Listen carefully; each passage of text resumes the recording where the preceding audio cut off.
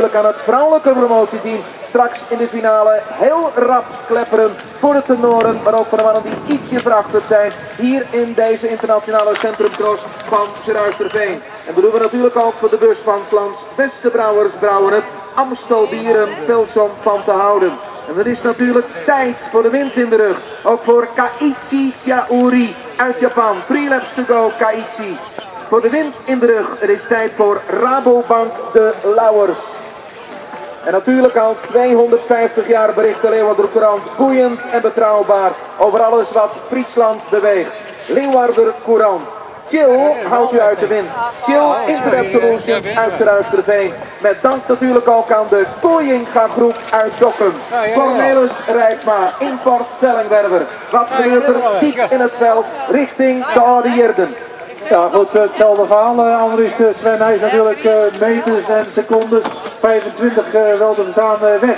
Maar ik ben zo benieuwd wat er met die Lars Boom aan de hand is. Lars Boom maakte een beetje een indruk van, goed, laat ze maar lopen, laat ze maar weggaan. En Gerben de Knecht pikte dat ook. En die bleef een paar keer achterom kijken van, hé Lars, waar ben je? Ik wacht op je en ik breng je terug.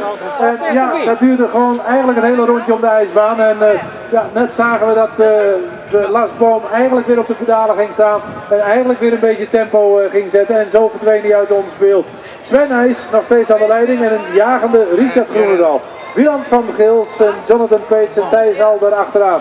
En ja, Lars Boom, dat kunnen we straks beter vragen als hij binnen is. Van, had je even een dipje? Had je een hongerklop? Had je wat pech aan de vis? Dat is nog de grote vraag die ons bezighoudt. Maar op dit moment nog steeds die andere man van de Rabo, Sven Nijs, 4 aan de leiding, 25 seconden. 25 seconden dus, dames en heren, voor Sven Nijs. Op dit moment ook de snelste rondetijd op de klokken. En dat wordt natuurlijk straks op het podium beloond door Nicolai en Tabak. Accountants en adviseurs uit Drachten, Huddegriet, Roden en Groningen.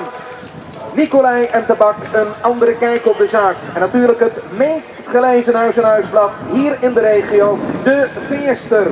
Brasserie Kolfzicht Geruisterveen. Prima lunchmogelijkheden. En straks na de koers natuurlijk een gezellig gezicht. Van der Lijn, wereldmode, fashion for women en